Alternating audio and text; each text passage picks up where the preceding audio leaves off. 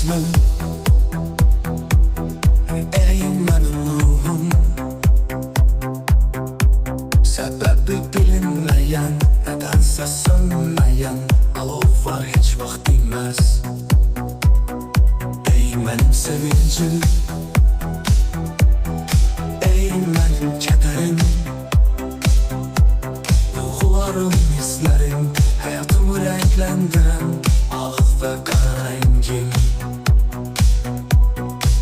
Hem zerreyem hem sonsuz deryayam, bu dünyaya gelip giden yolcuyam. Biraz sucudan, biraz feryadam, biraz gerçeğem, biraz yalanam. Məğlub olup yenə ayağa qalxaram.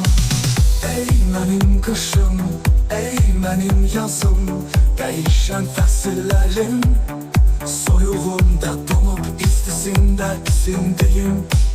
Mənə özümü tapdıran dərdim, sevincim, həyatımın aynası rengi.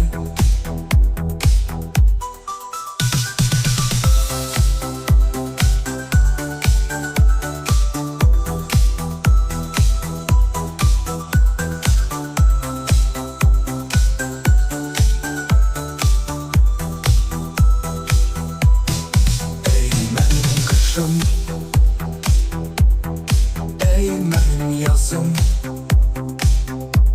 dəyişən fəsillərim, soyuğumda donub istisində isindiyim.